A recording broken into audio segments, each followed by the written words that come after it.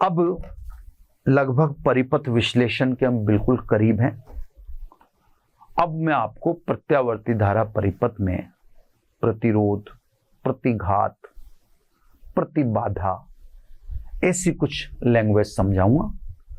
फिर इसके बाद सर्किट एनालिसिस पढ़ेंगे अपन। नेक्स्ट एपिसोड से लगभग मेरा ख्याल है वो चालू हो जाएगा। तो सब देखो, मुख्य टॉपिक वही था, ये उससे पहले की तैयारी। तो उससे पहले की तैयारी समाप्ति की ओर है ना। प्रत्यावर्ती धारा परिपथ में प्रतिरोध, कोमा प्रतिघात व प्रतिबाधा, है ना। देखो, मैं आपसे एक गुजारिश करता हूं, कुछ चीजें हैं एसी पढ़ाने का सबका टेक्निक अलग अलग होता है। अलग अलग टीचर एसी को अलग अलग तरीके से पढ़ाता है। कोई अपनी, सबके अपने दिमाग में बैठे हुए कॉन्सेप्ट होते हैं। कोई सोचता है मैं ये टॉपिक पहले पढ़ा दूं तो एसी जल्दी समझ में आ जाएगा। कोई कैसे सोचता, सबकी सोच अपनी अपनी अलग अलग हो सकती है। मैं अपनी सोच से चलता हूं, मेरा भी अपना अनुभव है। तो मैं सोचता हूं पहले ये सब तैयारी करा दें, फिर एसी का, यानी जो फाइनली पढ़ना है आपने। देखो आप, ये भी एक गजब की बात है कि जो फाइनली पढ़ना है वो इतना कठिन नहीं है। वहां तक पहुंचने के लिए जो माथा फोड़ी है वो ज्यादा कठिन है। उसमें खोपड़ा सारा अपना लगाना पड़ता है। अभी देखना, सर्किट चलेंगे तो सर्किट एनालिसिस में आप, मेरा ख्याल इतने वाइब्रेट नहीं हो पाएंगे, नॉर्मल रहेंगे। हाँ ठीक है, नई नई बातें तो है ही सही, वो तो नयापन तो है ही। सब जब कुछ नई चीज पढ़ रहे हो तो उसमें तो कोई दो राय नहीं है। लेकिन जैसा एक क्रिएट किया जा रहा है ना हवा, वैसा नहीं है कि साहब कोई कठिन हो। लेकिन अब यूं कहते हैं ना, अब इतनी लेट इंट्रोडक्शन आता है एक धारा जिसका आप अपने घरों में उपयोग करते हैं, वो आप 12वीं में जाकर यहाँ आके पढ़ते हैं। तो हमें फिर यूं लगता है यार कि अब भी अगर कसर रह गई तो साला फिर अब कब पढ़ेगा बच्चा। नहीं, इससे हमारी ये नेचर होती है कि इसको साहब पहले इसका बेसिक तैयार कर दें, फिर जो अपने को फाइनली करना है वो करेंगे। अब देखो साहब, इसमें समझो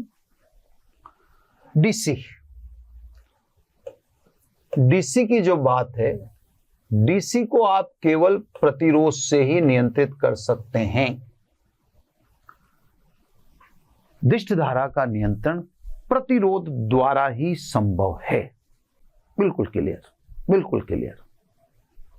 लेकिन प्रत्यावर्ती धारा का नियंत्रण, उसको कम जाना, कंट्रोल करना, यह प्रतिरोध से भी संभव है, कुंडली से भी संभव है, संधारित्र से भी संभव है, और इनके कॉम्बिनेशन से भी संभव है।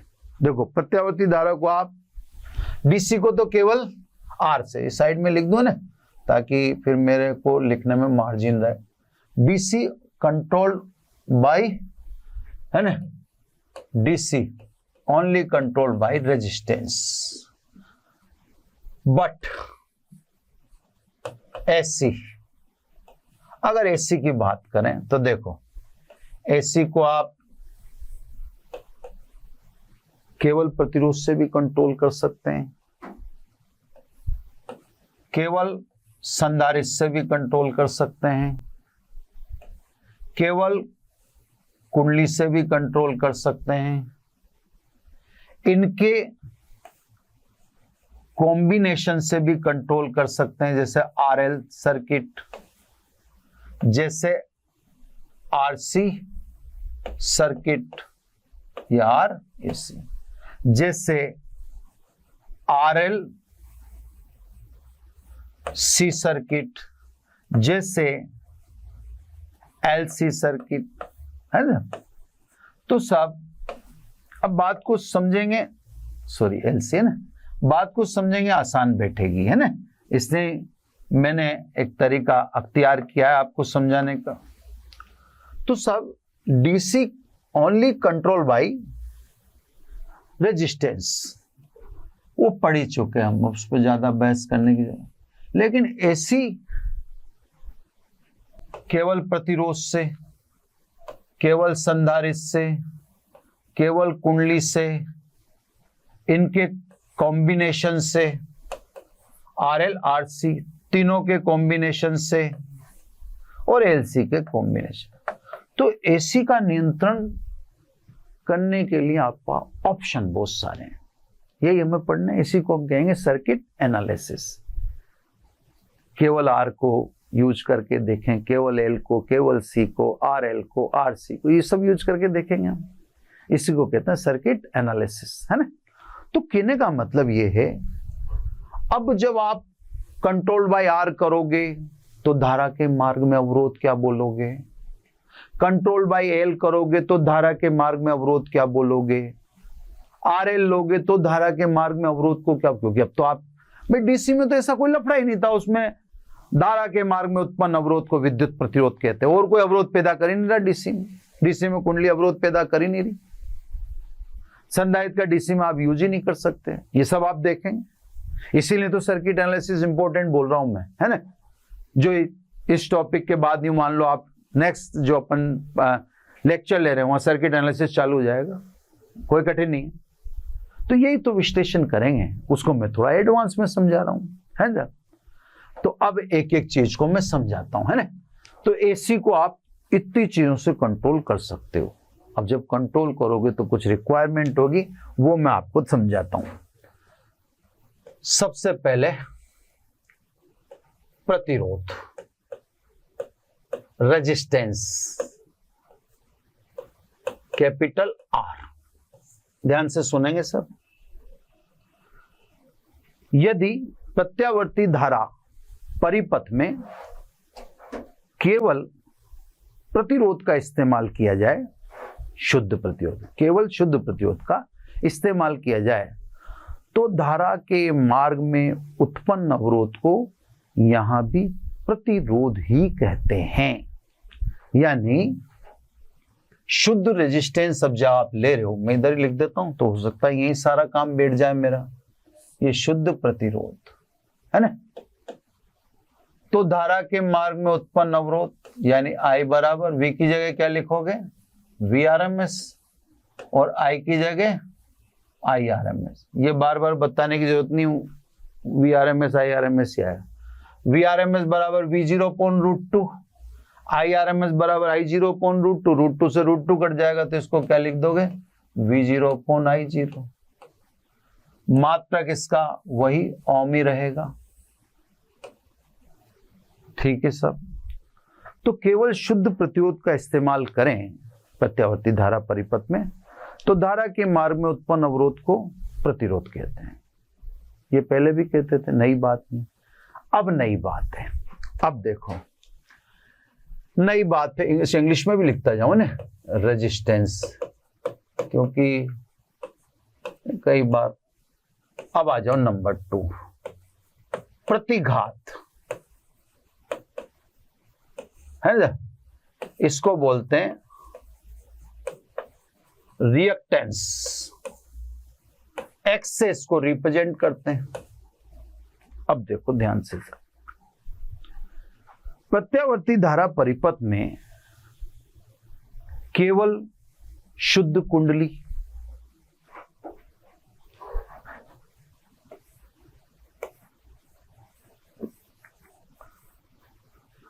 या केवल शुद्ध संधारित्र या दोनों के कॉम्बिनेशन यानी दोनों के संयोजन का इस्तेमाल करें,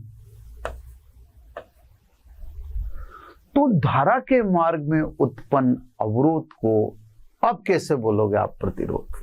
अब प्रतिरोध नहीं बोल सकते, क्योंकि प्रतिरोध बोलोगे तो सीन वही जाएगा, है तो वही है, नया कुछ नहीं है। लेकिन अब प्रतिरोध कैसे, क्योंकि प्रतिरोध तो अपने आप में एक कंपोनेंट भी तो है। प्रतिरोध कहते तो हमारा एक संकेत पर ही तो ध्यान जाता है। प्रतिरोध कहते तो हमारी सारी कार्यप्रणाली डीसी में चल जाती है ना, धारा विद्युत के में चल जाता है हमारा पूरा दिमाग ही। फिर यहां दिमाग क्यों रहेगा हमारा। तो आप ध्यान रखें कि धारा का नियंत्रण तो एसी में 7 सर्किटों से कर सकते हो आप, है ना। ये ले लिया मैंने, ये ले लिया, अब इसकी और इसकी बात कर ली, 2 3 7 की बात कर ली, तो अब क्या बोलोगे आप? है तो वही धारा के मार्ग में अवरोध है, जैसा प्रतिरोध किया करता है वही चीज है। लेकिन अब धारा के मार्ग में अवरोध को प्रतिरोध न बोलकर प्रतिघात कहते हैं। प्रतिघात जब आप बोलोगे तो सब समझ जाएंगे कि या तो कुंडली है या संधारित्र है या दोनों का कॉम्बिनेशन है।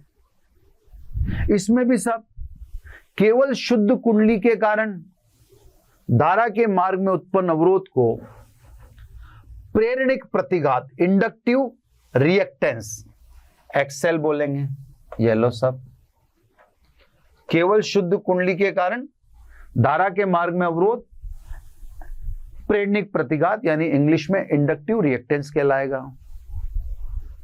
और केवल शुद्ध संधारित्र के कारण धारा के मार्ग में उत्पन्न अवरोध को कैपेसिटिव रिएक्टेंस यानी धारितीय प्रतिघात कहेंगे, पर कहेंगे प्रतिघाती। तो सब है तो वही चीज, यानी आप कहें एक्स या एक्सएल या एक्ससी, वही है तो वही धारा के मार्ग में अवरोध VRMS अपॉन IRMS यानी V0 अपॉन I0, मात्रक भी ओम ही है, नथिंग न्यू। लेकिन अगर शुद्ध कुंडली या शुद्ध संधारित्र या दोनों का कम संयोजन लग रहा है तो नाम क्या आएगा? धारा के मार्ग में उत्पन्न। मात्रक भी वही है, अर्थ भी वही है, समझ भी वही है कि हाँ, क्योंकि अपन ने ये बात पहले ही कह दी ना कि प्रत्यावर्ती धारा को नियंत्रित करने के बहुत सारे परिपथ हैं, वो विश्लेषण हमें करना ही है ना। तो सब कुछ वही है। शुद्ध कुंडली है तो धारा के मार्ग में उत्पन्न अवरोध धारितीय प्रतिघात एक्सेल कह देना, और शुद्ध संधारित्र है तो उसको धारितीय प्रतिघात एक्सी कह देना, पर कहना प्रतिघात। ठीक है सर, चलो सब। तो केवल शुद्ध आर है तो प्रतिरोध बोलेंगे, LC है तो प्रतिघात बोलेंगे। अब चक्कर देखो, अब मैं स्पेस लेता हूं। देखो स्पेस मिल तो रही है मुझे यहां पर कोई कचरा नहीं होना चाहिए। मैं पहले स्पेस छांट लेता हूं, नहीं तो भाई अगला पेज तो है ही सही ना अपने पास। अब आ जाओ प्रतिबाधा। पेज तो वैसे लेना पड़ेगा, कुछ और बातें भी। प्रतिबाधा का मतलब इम्पीडेंस, ठीक है ना। इम्पीडेंस को दर्शाते हैं Z से। देखो सर, केवल R लगा होता है तो आप प्रतिरोध बोल देते हैं, लेकिन R के साथ L लगा दें, केवल L में तो प्रतिघात बोल देते हैं, पर अब तो प्रतिरोध और प्रतिघात दोनों लग गए। इसी प्रकार R के साथ C लगा दें, अब भी प्रतिरोध व प्रतिघात साथ में हो गए। और ये भी तो कर सकते हैं कि R के साथ L भी लगा दें और C भी लगा दें, है ना। यानी 4 5 6, अब तो सब हो गया ना, है ना। अब इंडिविजुअल R होता है तो ठीक है, आप बोल ही देते हो प्रतिरोध।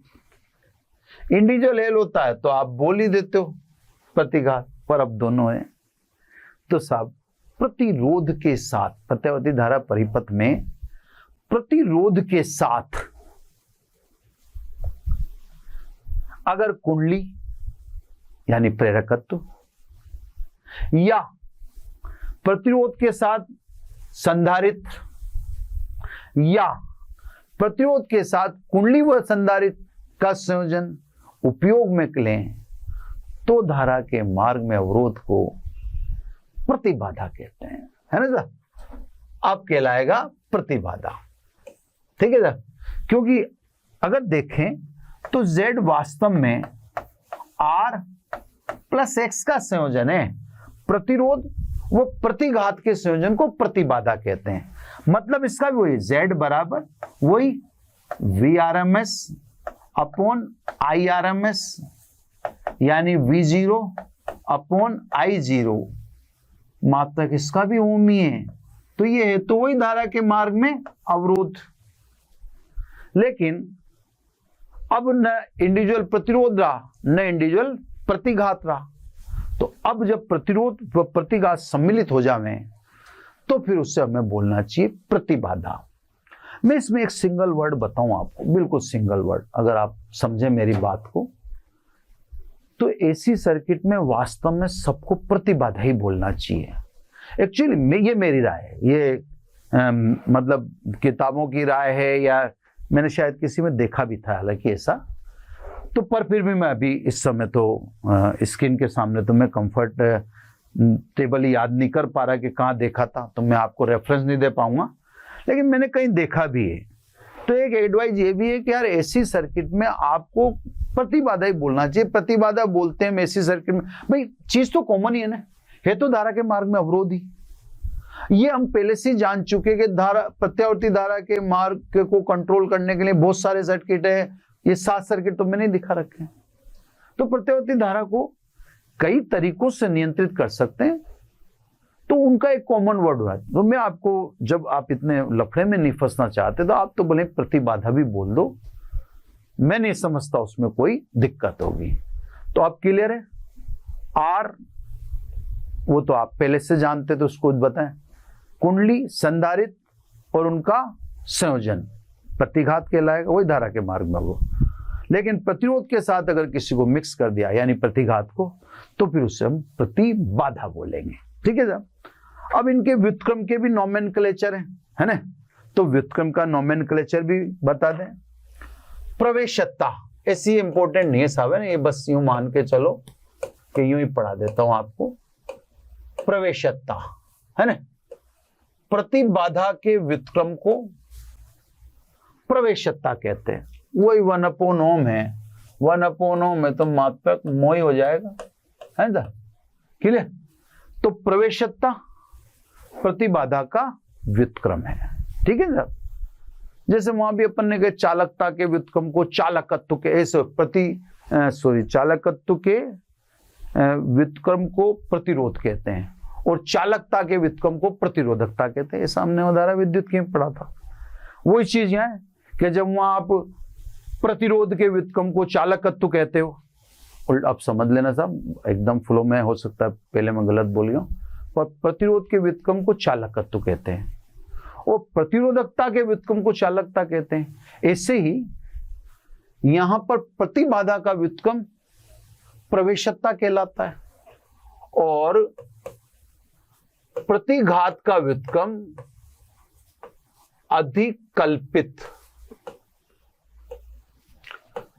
प्रवेशकता कहलाता है ना। अधिकल्पित प्रवेशकता यानी 1/x। तो सब ये सर्किट की लगभग सभी तैयारियां हो चुकी है ना। आपको ये भी बताया जा चुका है कब Z लिखना है, कब R लिखना है, कब X लिखना है। अब इसमें छोटी सी तैयारी, फेजर्स है ना,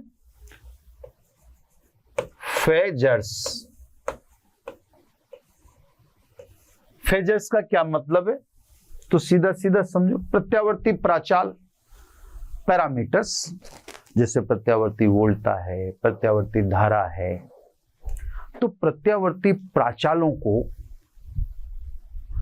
आयाम व कला कोण के रूप में अभिव्यक्त करना तथा सर्किट एनालिसिस के लिए इन राशियों के अदिश होने के बावजूद इनका सदिश के रूप में ट्रीटमेंट करना फेजर्स निरूपण कहलाता है।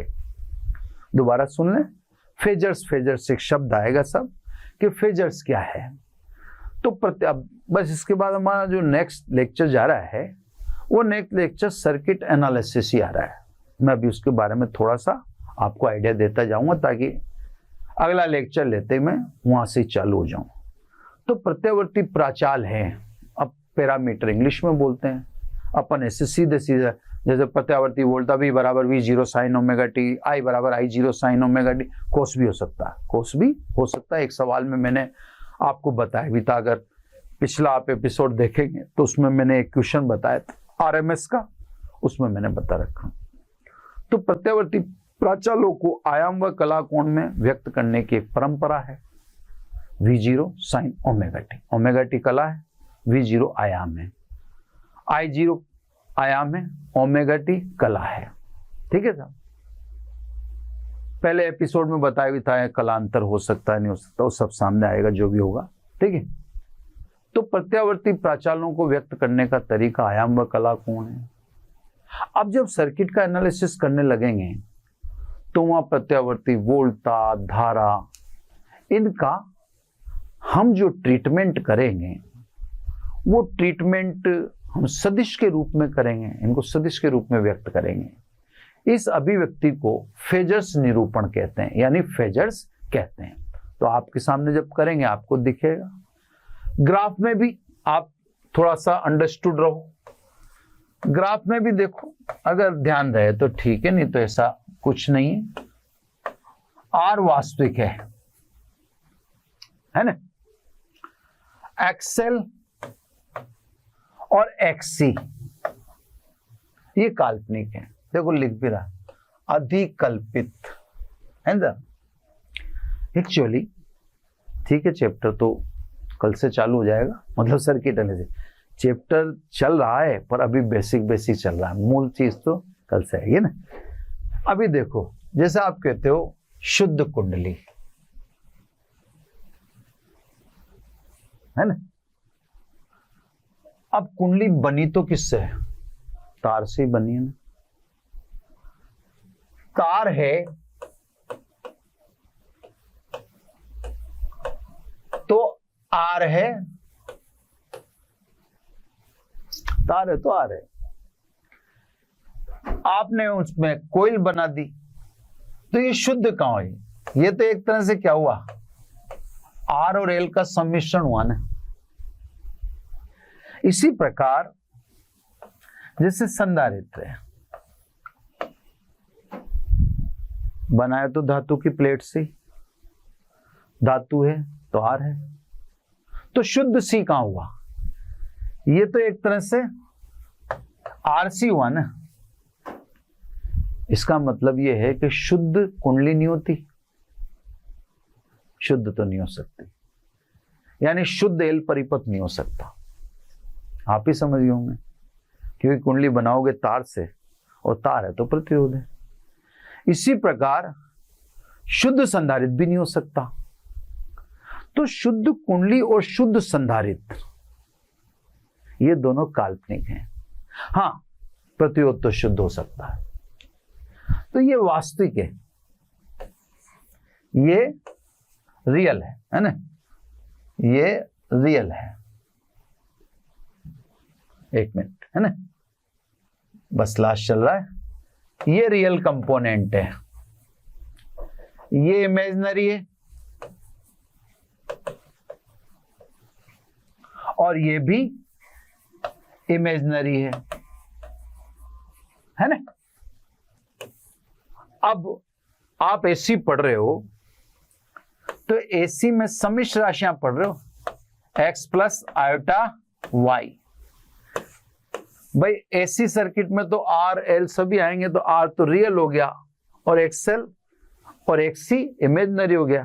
तो एक तरह से एसी पढ़ने का मतलब होता है हम सम्मिश्र राशियां पढ़ रहे हैं।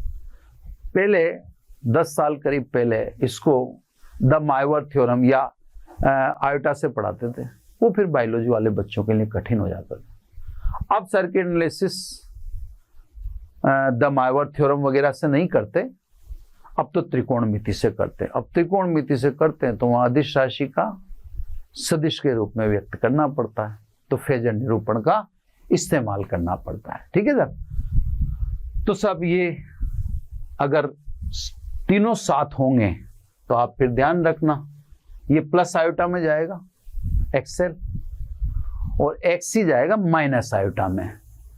तो तीनों की एक्सीज है, ये आर की एक्सीज है, एक्सएल की एक्सीज ऊपर एक्सी, वो ग्राफ बनाएंगे जबकि बात है, अभी इतना जोर देने की जरूरत। तो सब बच्चों ये सब तैयारियां अपन कर चुके हैं। अब अपने को कल से सर्किट एनालिसिस चालू करना है। बस आज इतना ही, थोड़ा सा इनको रिपीट कर लो, एक अच्छा सा बेसिक तैयार कर लो ताकि अपने को सर्किट एनालिसिस स्मूथ जाए, कठिन नहीं है। उससे यूं मत समझो कि उसके आगाज से आप तो पहले से लग रहा हो कि नहीं, ऐसा तो नहीं, कठिन बिल्कुल नहीं है ना सबसे में। तो बच्चों धन्यवाद, फिर कल आगे चालू करें। Thank you very much.